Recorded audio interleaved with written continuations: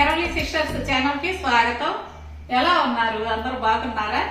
మేము బాగున్నామండి. మీరందరూ కూడా చాలా చాలా బాగుండాలని భగవంతుడి మనస్ఫూర్తిగా కోరుకుంటూ ఈ రోజు వీడియో వచ్చేసరికి పాతకాలం నాటి అలసంద గారెలండి.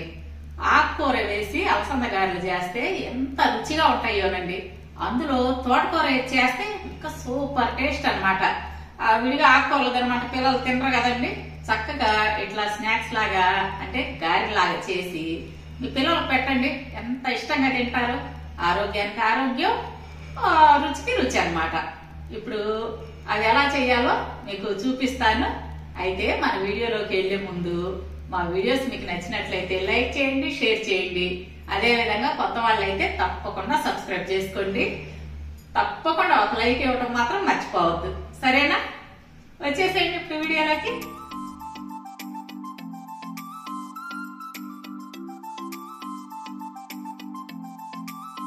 ఇదిగోండి, ఈ గారెలకు కావాల్సింది అలసందలు. వీటిని బొబ్బర్లని కూడా అంటారు. వీటిని ఏం చేశానంటే ఉదయం బ్రేక్ఫాస్ట్కి కావాలని నేను రాత్రే నానబెట్టి పడుకున్నాను. శుభ్రంగా కడిగి నానబెట్టుకోవాలన్నమాట. మీరు ఈవినింగ్ స్నాక్స్ కింద చేయాలి అనుకుంటే ఉదయం పూట నానబెట్టుకోండి. ఏదైనా కానీ ఒక 8 గంటలు నానితే మనకి గారెకి రెడీ అవుతాయి. ఇవి కడిగేటప్పుడమ్మా జాగ్రత్తగా రాళ్ళు అది చూసుకొని కడగాలన్నమాట. మేము పెద్దవాళ్ళం అయితే గాలిచ్చడం అది మాకు ఈ విధంగా చేత అవుతుంది. ఎవరన్నా చిన్నపిల్లలు ఉన్నారనుకోండి, గాలించడం చేత కాని వాళ్ళు శుభ్రంగా ఈ రాళ్ళని ఏరి తీసుకోవాలి. ఈ సైజుతో తెల్లగా పొలుగు రాళ్ళు ఉంటాయి. అవి ఏరి తీసుకున్న తర్వాతే నానబోసుకోండి, సరేనా? జాగ్రత్తగా ఏరండి. ఒక్క రాయి ఉన్నా కానీ గారెలన్నీ చెడిపోతాయి.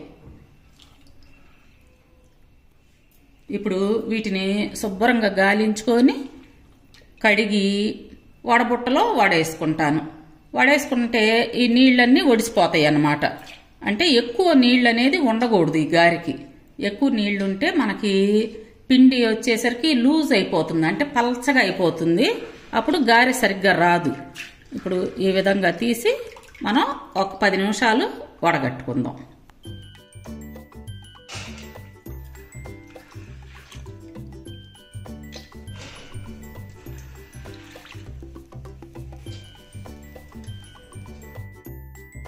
ఇదిగోండి, ఈ అలసందలు నీళ్ళన్నీ ఒడిసిపోయినాయి. మనం మిక్సీలో 2 వాయిలుగా వేసుకుందాం.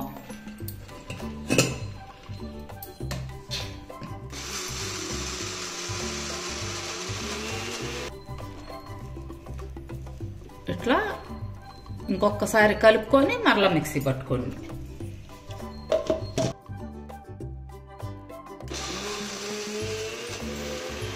ఈ పిండి ఈ విధంగా కొంచెం పలుగ్గా ఉండాలి. మరీ గారెపిండిలాగా మెత్తగా ఉండకూడదు. ఈ పిండి అంటే అలసంద గారికి వచ్చేసరికి కొంచెం పలుగ్గా ఉంటేనే రుచి. మిగతా పప్పు కూడా ఇదే విధంగా మిక్సీ పట్టుకుందాం. ఇప్పుడు మనం మిక్సీ పట్టుకున్న అలసంద పిండిలోకి ఈ పేస్ట్ని రెడీ చేసుకుందాము. నేను వచ్చేసరికి 5 పచ్చిమిర్చి తీసుకున్నాను. మీరు తినే కారాన్ని బట్టి పచ్చిమిర్చి తీసుకోండి. 1 స్పూను జీలకర్ర, ఇదిగోండి అల్లం ఇంత సైజు ముక్క తీసుకోండి. వీటిని ఇప్పుడు మనం మిక్సీ పట్టుకుందాం. ఇదిగోండి, ఈ విధంగా ఇట్లా కచ్చా పచ్చిగా పట్టుకోవాలి. ఈ పేస్ట్ని ఇప్పుడు ఈ పిండిలో వేసుకుందాం. అలాగే మీ టేస్ట్కి తగినంత ఉప్పు. ఇదిగోండి, సన్నగా తరిగిన ఉల్లిపాయ ముక్కలు. ఈ ఉల్లిపాయ వచ్చేసరికి ఈ సైజు తీసుకున్నాను. మరీ పెద్దది తీసుకోవద్దు, చిన్న సైజు ఉల్లిపాయ మాత్రమే తీసుకోండి. ఇదిగోండి, ఈ విధంగా సన్నగా తరిగి ముక్కలు వేసుకోవాలి. అదేవిధంగా సన్నగా తరిగిన తోటకూర. ఇదిగోండి, పెద్ద గుప్పెడితో గుప్పెడయింది. ఈ తోటకూర వేసుకోండి. ఈ తోటకూర కూడా శుభ్రంగా కడిగి సన్నగా ముక్కలు కట్ చేసుకొని వడబుట్టలో వేసుకున్న తర్వాతే మనం వాడుకోవాలి. ఎందుకంటే ఇందులో వాటర్ ఉంటే పిండి పలచనైపోతుంది అన్నమాట. అందుకోసం అదేవిధంగా చిన్న గుప్పెడతో గుప్పెడు కొత్తిమీర వీటన్నిటిని బాగా కలుపుకుందాము. విడిగా ఆకుకూరలు తినమంటే తింటారండి, చిన్నపిల్లలు అస్సలు తినరు. ఈ విధంగా మీరు కలిపి పెట్టారనుకోండి, అంటే పిండిలో కలిపి గారేస్తే వాళ్ళకి అసలు అర్థం కాదనమాట, చక్కగా తింటారు. రుచికి రుచి, ఆరోగ్యానికి ఆరోగ్యం. ఈ విధంగా చేత్తో బాగా కలుపుకోండి. ఈ టైంలో ఉప్పు ఒకసారి చెక్ చేసుకోండి. మీకు ఉప్పు కారాలు సరిపోతే సరే, లేదంటే కనుక కొంచెం యాడ్ చేసుకోవచ్చు.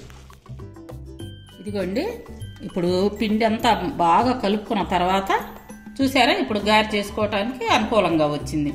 అంటే ఉప్పు అది వేసాం కదా, అందువల్ల అన్నమాట. స్టవ్ వెలిగించి బండి పెట్టుకొని అందులో డీప్ ఫ్రైకి ఆయిల్ పోసుకోండి. ఆయిల్ కాగిన తర్వాత మీడియం ఫ్లేమ్ పెట్టుకోవాలి. ఇదిగోండి, ఇట్లా ఒక ప్లాస్టిక్ షీట్ తీసుకొని దాని మీద ఈ సైజు చూసారా పిండి ముద్ద తీసుకొని మీరు గారె చేసుకోండి. మరీ ఈ గారె వచ్చేసరికి మందం ఉండకూడదు, ఎందుకంటే లోపల పచ్చిగా ఉంటదన్నమాట. అందుకోసం మందం లేకుండా, మరీ చెక్కలాగా పలచగా లేకుండా ఇదిగోండి మీడియం సైజ్ చేసుకోవాలి. చూసారా, ఇట్లాగనమాట.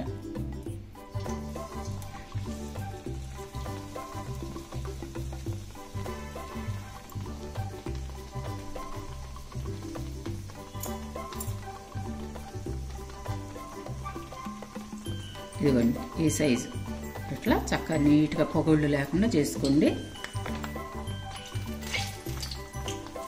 అమ్మా, ఈ నూనెలో జార విడిచేటప్పుడు జాగ్రత్త, చేతులు అంటుకోకుండా వదలండి.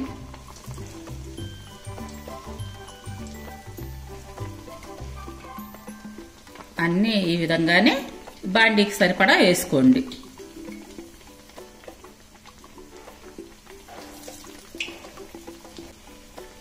వేసిన వెంటనే కదపద్దమ్మా, ఒక 5 నిమిషాలు ఆగిన తర్వాత మాత్రమే కదపండి.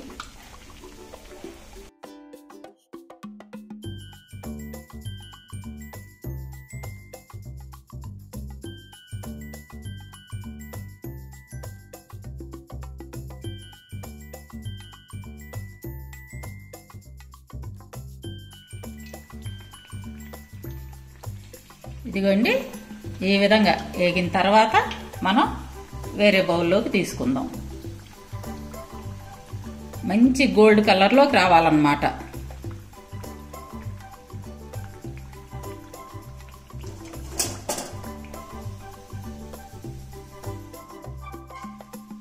ఇదిగోండి, గారెలన్నీ రెడీ అయినాయి. వీటిని మనం ఒక సర్వింగ్ బౌల్లోకి మార్చుకుందాం.